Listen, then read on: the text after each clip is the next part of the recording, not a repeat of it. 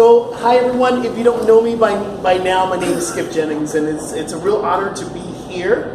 Not just here in this space here, because this is Kathy, who's one of my best friends in the world, and we've been thinking about doing this when she opened up. The first day she opened up, and we were saying, we got to do something here about fitness and health, and so I get to jump off the whole year and with you guys for January, February, and March.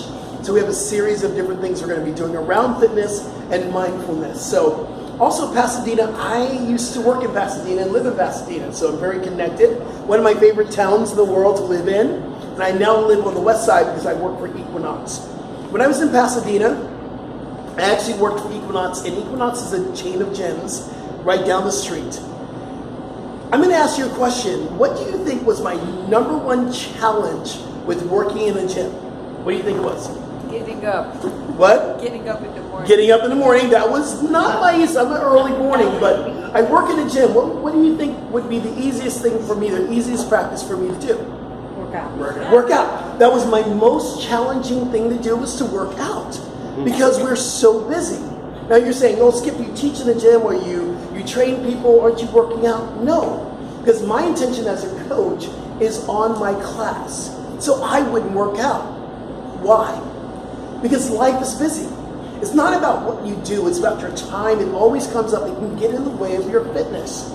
To be successful, the one thing I do know, we must have successful practices in our life. One of the things that we can push to the side when life gets so busy is our fitness. So raise of hand, how many of us have neglected our fitness because you got really busy at your office? Raise your hand. Awesome. So I'm talking to most of you guys, and that's great to know. That's great to know. If you are one of those people that are a diehard, I'm going to the gym no matter what, great, you're already there. But even with those who are already on that road and they have a practice, we call it a practice. It's not about being perfect at it. It's something that we do over and over and over and over again so we can get better and better and better and better. There is no goal. There's just a journey. So we're going to talk about working out and mindful eating and meditation. We're going to talk about it as a practice. But if you're already on your journey of getting there and you have something in mind, great. So I might give you a couple of things that might help you tweak it. If you're on the way of getting there, then this is definitely the workshop for you. So let's talk about this. I love this quote. This is the quote I live by. It's Maya Angelou, Dr. Maya Angelou. And she always says, when you know better, you do better. When you know better, you do better. Most people don't do their fitness practice because they don't know how. They don't know how, or they don't know what's standing in the way, or they don't know how to get to a gym, or they might be afraid, they might be fearful. And a lot of fear comes from the lack of knowledge. So we got to remember that. But once we know better, we do better. And I'm going to ask you, if you see an aha moment, you go, oh, I need to do that. I don't want you to beat yourself up. We never beat ourselves up. We always bring ourselves to the next level going, that's where I can improve. So let's talk about this. When you know better, you do better. So let's know better here. What is health? What do you think health is? Give me some things about health. What is well-being? It? Well-being. I love that. What else? What is health? Lack of disease. Lack of disease. There you go. I love that one. What else? Balance. Balance. Yes, absolutely. Oh, what happened to us? Oh my goodness. Let this click off, and we're doing so well. We're doing so well. Okay, oh, there we go. All right, so health. What is wellness? I know, it gets a little bit more challenging now. What is wellness? Mental well-being. Mental well-being, I will take that. That's a good one. What else? Preventative. Preventative, yes, it's a practice. What else? Wellness, when you think of being well, how do you feel? Happy. Happy, good, joyous being. Here we go. This is the next one. What is fitness? Exercise. Physical. What else? State. Love that. What else? Health, fitness, wellness. They all come together. So let's look at this. This is what I claim it to be, and this is what I live by. Health is a state of being free from illness and injury. How can you do that? You have to go to the next one. You have to be in a state of good health, which is wellness. But to have health and wellness, you got to have fitness. Fitness is a condition of the physical fit and healthy of the body. So here's the thing about fitness, health, and wellness. They all come together. This body was not meant for us to last forever. It's a human incarnation. And guess what the human incarnation does? It breaks down. But you can have the most successful life and you can have the healthiest life by getting into fitness.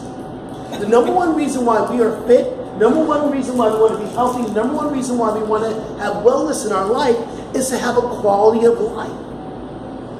Question: how many of us have sat at our desk and we get that pain in the back and we go, oh, or you get lethargic and you get tired, or you're at your computer and you're doing this? It all comes from the practice that we're not doing. If we are here to have a successful life, if we're here to be the very best that we can be and create wealth and success for not just for us, but for our families, for our new adventures that we're doing, we have to have a healthy style, living style. I call it not, people go, so what is this all about? It's not about being, it's about shifting the way we live. So we're saying transforming your life to health, wellness, and fitness.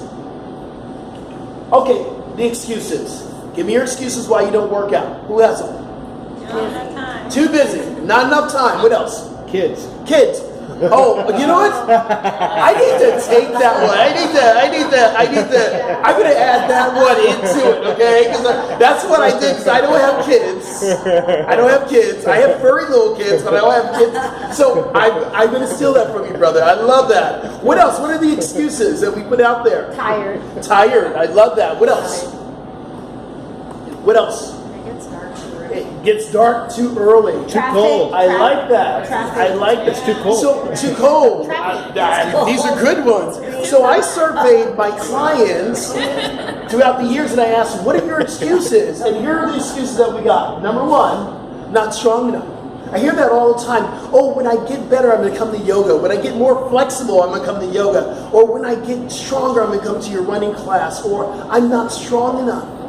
That's not really the truth. The truth is that you are not in a place of understanding that you get stronger by doing.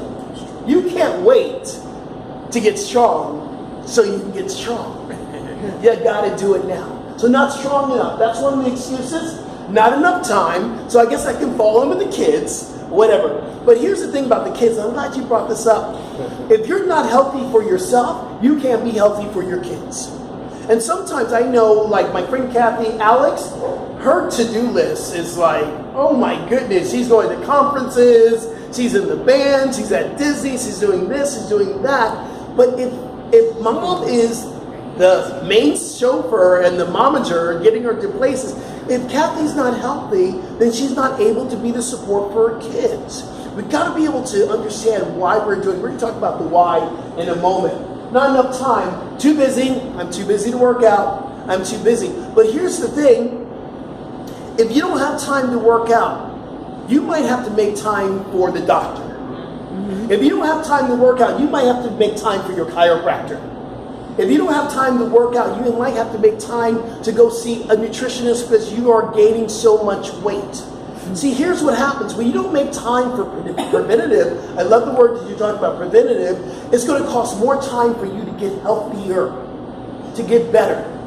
So understand, you do have time. You're not too busy to have your own health. Here's the next two right here. I don't like to sweat. That's a big one. Wait. Hold up. And I got one for you too. I got from my sister. So I got one coming up for you too. I can't afford it. I don't like to sweat. I don't like the gym. I can't afford it. You cannot not afford it. It's going to cost more money for you to get healthy than it would for you going to a gym. Now, you don't have to go to Equinox because that's probably a very expensive gym, but you can still work out. And here's the thing, you don't even have to go to a workout place. If you don't mind the cold, you can go to the park.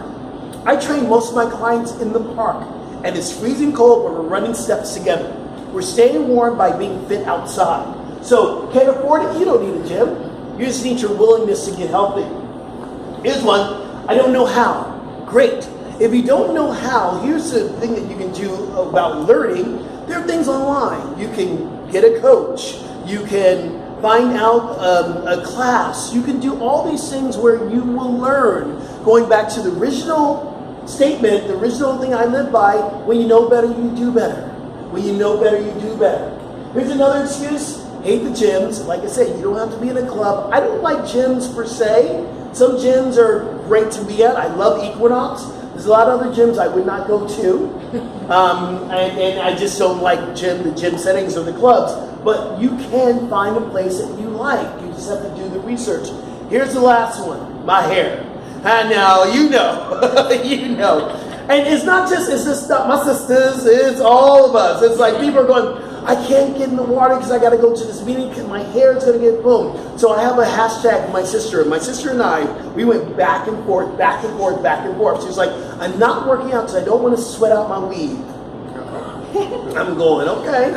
And so I would go home for Thanksgiving and Christmas, and she was getting bigger and bigger and bigger. And I would go home and I would say, the last time I went, what is your excuse? Why aren't you working out? Just, I know I need to, but my hair costs me so much money. So we created a hashtag hair or health. That's it. Health, hair or health. And I'm hoping you're going to choose the health because your hair might just fall out, but you can keep your health. So you want to make sure that you get your priorities in order. Your hair is not worth you having a heart attack. And that's what it comes down to. All right, guys, so here we go. We've got to shift our thinking. How do you shift your thinking about Fitness 101? Shift your thinking is a huge thing. You have to know, what is your yes? What is your yes? What is your why? And what is your how? Let's talk about your yes first. 3 Ds of fitness. This is my 3 Ds that I use with all my clients. You got to have drive, dedication, and determination. Your drive is the goal. The goal is, what is your goal? Why are you doing what you're doing? You only need to be dedicated for one breath at a time, one day at a time. I'm not asking you to be dedicated for a whole year of fitness. Be dedicated for one day, for 1 hour, for 30 minutes. Sometimes a workout could be 20 minutes. In fact, a lot of workouts could be really effective in 20 minutes, just about how you do it. We talk about this quite a bit in the industry now. We're stopping doing this. You got to do cardio for an hour. You got to do yoga for an hour. Then you got to stay around and do push-ups. That's ridiculous. If you work out 20 minutes a day, your life is going to change. You're going to be healthier. So dedicated for short periods of time and determination not to quit. Because here's what happens. We get into these great routines beginning of the year, and then what happens around March? Bye-bye, Felicia. Bye, Felicia. Now, we were just talking about this. My friend, I'm sorry, what is your name again? Tracy. Tracy and I were just talking about this. Right now, the gyms are crazy. They're crazy. And we who go all the time and work in the gym, we are just waiting for February. We're waiting for March. And most people drop off. They don't want to adhere to the program because they lose the vision. They lose the goal. I don't believe in resolutions because resolutions talk about resolving something. So in the new year, we use that word, New Year's resolution, we're resolving something. But here's what I do use, intention. And intention is what fuels our goal. Think about goal as the outcome, but intention is the now moment. So if the goal is to lose 20 pounds, we must set intention right now to do something. So the something might be get up and walk. The goal will be 20 pounds, and we set that intention on a daily basis to wake up and be the best that we can be. So let's look at this. 3 Ds of fitness: drive, dedication, determination. First thing, goal setting. Goal setting. Every year you wake, or every year the new year starts, we set intentions and we set goals. But this should be on a daily basis of your fitness. Every day we should get up and go, I'm setting a goal. And we call it SMART goal setting. I want you to be specific. I want you to be measurable. I want it to be attainable, relevant, and time-bound. When you set those goals, they're very, very important. Being very specific about your goal. What is it you want? Where do you want to shift? Is it your belly? Is it the belly fat? Great. Let's target that. But we got to know the goals. Is it to be strong in the full body? Great. We can set the goal around that. What about more flexibility? What about feeling better? What about waking up in the morning and not having a back pain? How many of us wake up in the morning and have a back pain? I'm going to raise my hand twice. I get up every morning. It's inactivity from the night before. I got to get up, and the first thing I do is stretch, and I move, and then I sit down and meditate. So I'm setting that goal that the day is going to be without pain, without injury, and it's going to be mindful. So I've set my goal. Measurable. So the reason why you put measurable in there, you got to see if you're actually achieving your goals. So if you say, I want to lose 20 pounds, that's immeasurable. You can measure it. You can see if you're doing it. Now, I wouldn't say get on the scale and change the scale. But the weight is one way we can tell if we're actually doing better. Another way we can see if we're doing better, if you're a runner or if you're a jogger, maybe you're having your distance measurable. Measurable how far you're going to go. Maybe you're running, maybe you're walking, maybe the time you spend in working out, maybe how you feel. But make sure it's measurable, attainable. Here's the thing. If you walk through the door and you want to look like J-Lo, but you actually don't even come close to looking like J-Lo, I'm going to be really honest with you and say, I can't make you look like J-Lo because you don't have her genes. I can't attain that. But we can work with what you got, make sure you're being the best that you can be. Everything that is attainable, you got to believe that you can get it. So if you believe you can get it, you can obtain it. All right? So you got to make sure it's there. Relevant. Relevant comes to the why, so we're going to come back to that in a moment. But relevant goal setting is so important. Some people go, yeah, it's getting my skinny jeans. Well, that was my goal too, and this year at 53, I have bigger skinny jeans. I can get into my skinny jeans. They're not my skinny jeans from when I was 20. I'm 53 now, so my skinny jeans got a little bit bigger. So sometimes make sure it's relevant, but it's not just about the skinny jeans. It's not just about losing 20 pounds. Remember, we're going back to health, fitness, and wellness. It's about incorporating all that back into your life. And then time bound. Here's the thing I love about the time. If I say I want to do something in 3 months, I'm giving myself what is called a short-term goal. So from point 1 to 3 months, that's short term. 6 months is a midterm goal. Long-term goal is about 9 months or longer. So I want to make sure, okay, in my short-term goal, I can lose 10 pounds. I can lose 5 pounds. In the longer-term goal, if I want to run a marathon, it's going to take me a little bit more time. I just can't run out today and go run a marathon. I have not done the training. It's a long period of time. So you want to make sure that you know your time goal. One of the things I always get from clients, I get clients that come, I have this TV show, and I need to drop 20 pounds in a week. That ain't happening. That is not happening. But listen, I can get you closer because I know the time that I have. So even as coaches, we're going to ask, what's the time? What's the time I have to do this? I also get not just people that are in the industry, but I also get people who are, my daughter's wedding is coming up. My high school reunion, my 25th high school reunion is in 6 months. I really want to go look fabulous. That's great. And I always go, okay, we can do that, but there's a longer commitment here. There's something else that's behind this, because what happens once you get into that wedding dress? What happens that next month? Kaboosh. If it was just about that short-term goal, getting there, you get there, ta-da, you hit it, pictures look great, but you have not set a goal past that. So you have your short-term goal, but set up a midterm goal to continue on the journey. Then the long-term goal after this. So I teach a running class at Equinox. It's called Precision Running. And I'm on the development team for it as well. So we're creating runs, and it's runs for fitness. And we get a lot of people coming to our classes, and they start running on a treadmill, and they're just doing it for fitness. Then we start talking about it on the recoveries. Well, April just did a half marathon, and Joe just did a 10K, and my friend back there in the back, she just did a full marathon. How can we take this fitness from the short-term goal to get through the class to a longer-term goal? Maybe we start training for a marathon. Maybe we start training for a half marathon. or a 10K. That's how we keep the journey alive. This is why most people don't adhere to the program, because they only have a short-term goal. They set the intention to get started in the new year, but they don't follow through with setting more goals. That's why goal setting on a daily basis is so important. So here we go. This is the question I ask all the time when people come into me, and we talk about this on the road quite a bit when I present. You gotta know that why.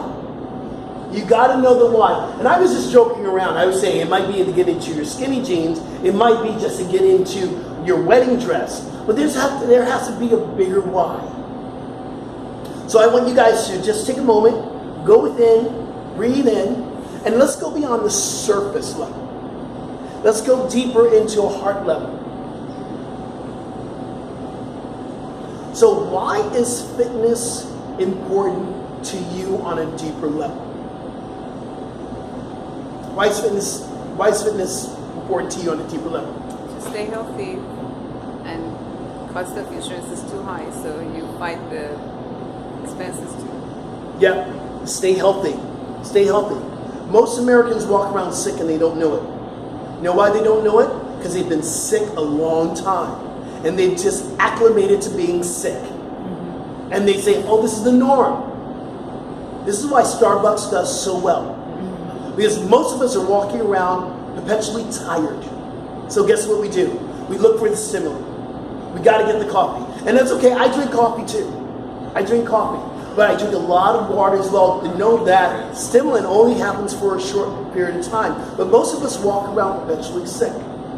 Go deep. What's your why? Kathy, what's your why? Beyond the surface. What do you think?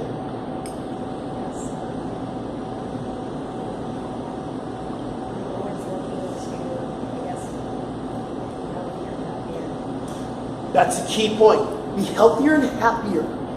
Most of us who work out are really looking for the endorphins. You might not love the workout when you're in the middle of it.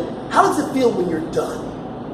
And that vibration, that energy just comes up in you. You go, yeah, that was amazing. That was an amazing workout. I didn't like it when it was yoga. I teach a lot of yoga. My yoga students have a love-hate relationship with me. They are like cursing me out in that class. More love. And then more love, though. More love. Thank you, Susie. Thank you, my dear. These are my yoga students right up in here. And then at the end of they're hugging me, going, that was so amazing. Love, hate, but to be happier in our life. It is a known fact, and research shows those who work out are more successful and happier in their life. President Obama, one of my heroes, I love me some Obamas, yo. I mean, I just do.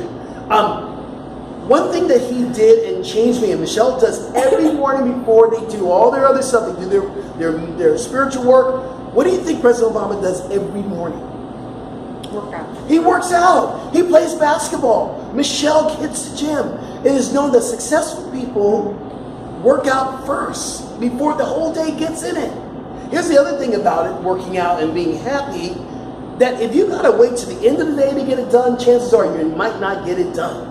That's why it's known that the more effective people who work out in their life do it in the morning, get it over with. And it sets themselves up for being happy, for being better, being joyful, being positive. People who work out are positive people most of the time. Most of the time. What else? What do you think? What's your why? Beyond this. For my family? Family. Key. Because if you can't be strong for yourself, how can you be strong for your family? One of the, I get tearful when I think about it. One of my very first clients is about 20 years ago. And when I started really doing one-on-one training and personal training, actually longer than that, 25 years ago.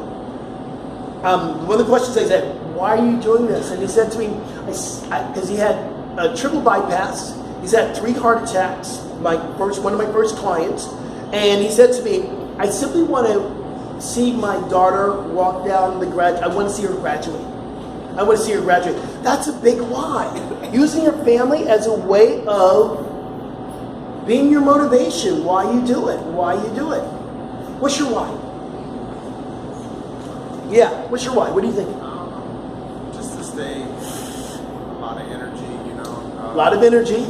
I have two businesses, so I gotta stay up. Yeah, yeah, that's huge. Okay, so how many of us are entrepreneurs and have their own business? That's all of us, most of us. So in that space of how can you be healthy, or how can you run your two businesses when you're being plagued by your illness, or your body's not feeling good, or back pains, or ankles, or whatever? If it is to succeed, fitness is a part of that. It's a part of your own personal practice. I learned this early on that as a spiritual coach, we have our own coaches. And one of my coaches said to me that if you're not willing to do the practice of being successful in your own life, then you're not going to be able to have your own businesses and help other people to build their own businesses. And so it is what we need to do. We need to take care of ourselves first. It's not a selfish thing, because the outcome is for us to be better in our businesses. That's awesome. Aaron, what's your why? My why?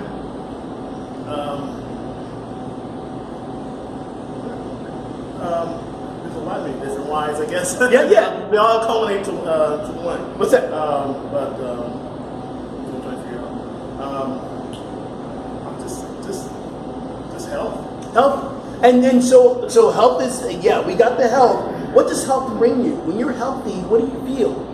What's happening within you when you're healthier? I feel good. You feel good. Feel good. So if it's just to feel good, I love that. That's a deeper why. Tracy, what's your name, my friend? Joel? Joel. Yes. What's your why? I know my purpose in life. Yeah. In order to accomplish my purpose in life, Yes. one of the things I need to be is healthy. Purpose in life, be healthy. I love that. So we got to have a deeper why than just on the surface. And the surface will take us only to one point. But the why is going to take us and continue that journey. Because remember, we started this off by saying it's an ongoing journey. Always know your why. And don't just say, oh, I just got to lose 10 pounds. There's a deeper why. There's a deeper why. So here we go. So what is your how? This is a big one. We talked about the what. We talked about the how. We talked about the why. Now we're going to talk about the how. What is your how? Cardiovascular training, so important. Cardiovascular training. But not everyone is meant to run a marathon. Not everyone is meant to do a 5K or to walk. But I would say walking is king. We're going to talk about this closer to the end of this. But walking is king. But what's your why? You've got to examine why we're doing, what's your how, that the why leads into the cardiovascular. We have to have a strong heart to do the work that we're doing. So cardiovascular training comes in different ways. There's spinning, there's running, there's walking on the beach, there's getting active, there's jumping jacks. How about turning on the music in your house and just dancing? Now, make sure no one's home, so you go really crazy, put on your favorite song, just get up and moving. If you like dancing, get to a Zumba class, get to some movement. It's all about moving. The body requires movement. Cardiovascular is the building of the heart. So we got to train the heart. We got to get moving here. Strength training. This is the number one thing that women don't do. And when I pull out the weights with my female clients, and they go, I don't want to do weights. I don't want to do kettlebells. I'm going, why not? They're going, because I don't want to get big. Well, that's a misnomer. It's not about you getting big. It's about you getting strong. So if you have strong muscles, guess what the number one fat burner is? Muscles. So if you build your muscles, it's going to burn your fat. If you are there's 1% of women that carries natural testosterone in their body. Those are women that naturally get bigger when they do weight training. But most women don't. They get stronger. Also, osteoporosis my mother has. So guess what she's doing right now? Resistance training. She's doing resistance training. Flexibility training. You don't have to go to a yoga class to stretch. But every day we should be stretching. Every day we should be stretching. We should be getting flexible in our body temple. And then mindful eating. That's huge. 75% of what we do is about what we put in our body. Here's the thing about mindful eating. We're going to talk about cardiovascular really quickly here. Then we'll talk about mindful eating. We'll talk about that in a moment. But the benefits of the heart, get moving, mobility. We want to be mobile in our life, and walking is king. The benefits of Zen walking, improving your health, that's just walking and understanding yourself when you walking with a purpose. You boost your immune system by walking. And one of the reason why I say walking is king, because most people can walk. Most people do walk. It's just how do you walk? One of the things about when you're walking, if you're going to have lunch down the street, don't get in your car. Power walk for 20 minutes to go get your lunch. And then walk back and enjoy your lunch at your desk. Most people don't walk with mindfulness. So go and get your lunch. Walk and go and get your lunch. Walking. When you're walking, we want to keep our body nice and lifted. One of the things I put in here is this style of things that you want to do is keep your head nice and lifted. Arm drive. You want to get your arm drive going on here. Chest is lifted, core in. Walking with a purpose. Heel to toe is a great form of walking. When you strike with your heel, roll into the ball of the foot, and pushing all the way through. You can do this at your lunchtime. It takes 20 minutes or 10 minutes to walk down and get your lunch, 10 minutes back. You just did a 20-minute workout. So get up out of your desk. Strength training, and I was going to show you, we're just running out of time here. I wanted to show you some ideas about strength training that you can do at your desk. One thing I'm going to do really quickly is sit up really tall. Some of you guys are slouching. Sit up really tall here. Now, this is called buns of seal. Squeeze your butt tight. So squeeze your butt tight. Squeeze, squeeze, squeeze, squeeze, and release. Squeeze your butt, and release. Squeeze your butt, and release. Do it again. Squeeze.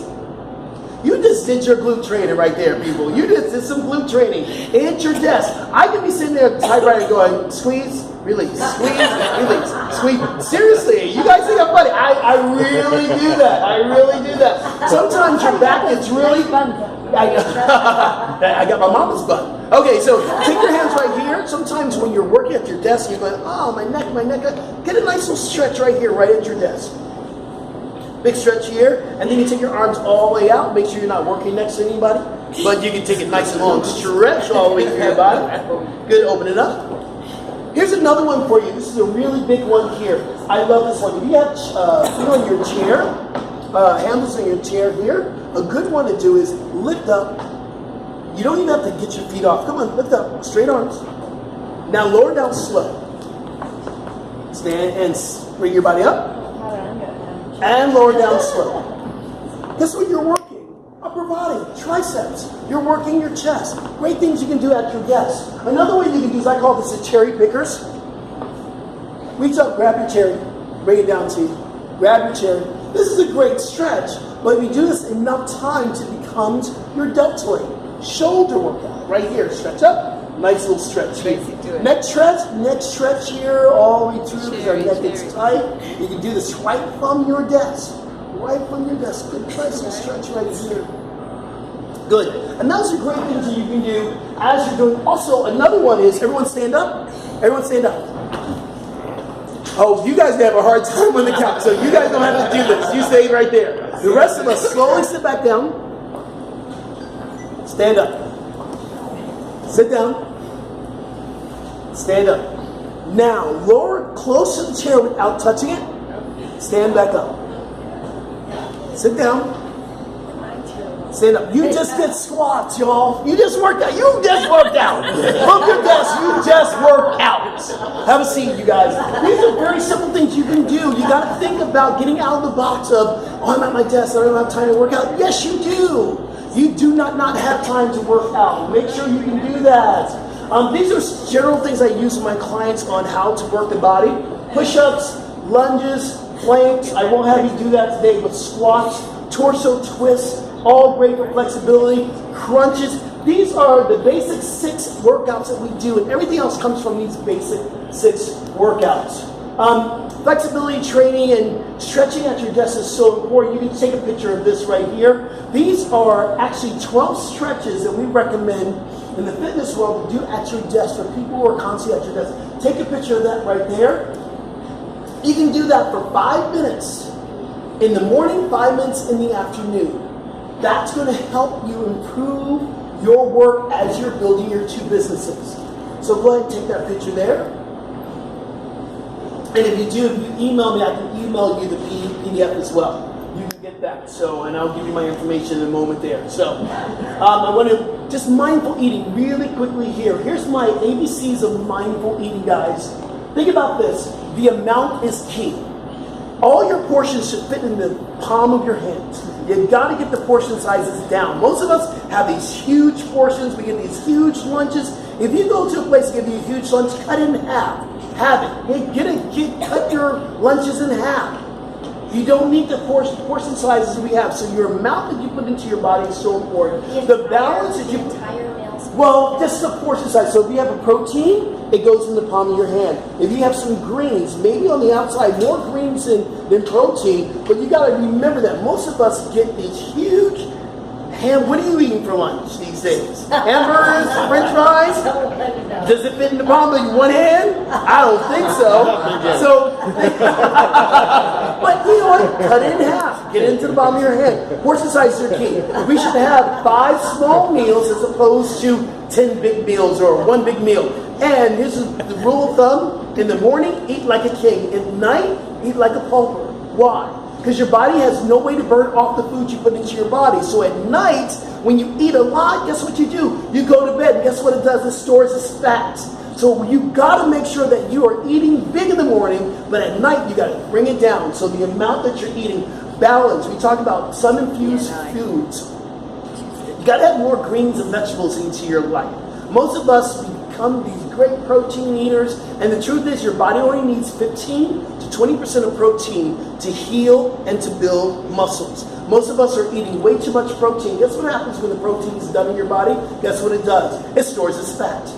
So we got to have good carbohydrates, simple carbohydrates, fruits and vegetables. And if you're a vegetarian, the problem with vegetarianism, because I'm pretty much vegetarian, we've become what we call starchitarians. We eat potato chips, potatoes, rice, and listen, that's great. You're choosing not to eat the protein from animals, but we become starchitarian. So balance out your diet here. And the last one is connection. Why are you eating? You have to make sure you know why you're eating. Are you eating because you're hungry?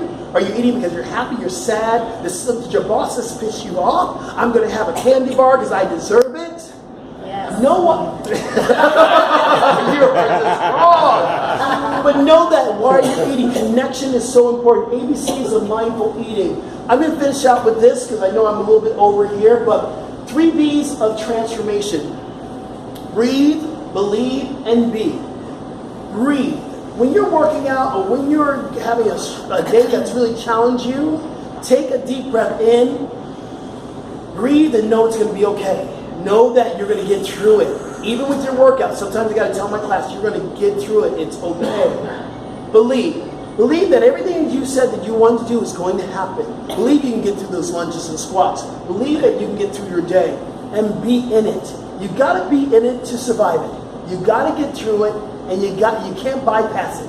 So you're here, you're doing it for a reason, to get strong, to build those businesses, and there you have it. So guys, right now, if you want to get in touch with me, you write this down. I am Skip. You can go to skipjennings.com, you can get in touch with me there, or skip@skipjennings.com. I'm on Facebook, Skip Jennings Transformational Coach, or just Skip Jennings now, and then Twitter is Skip Jennings as well. I have some DVDs and books here if you're interested. And that's it. Did we get in time? Oh, we did it!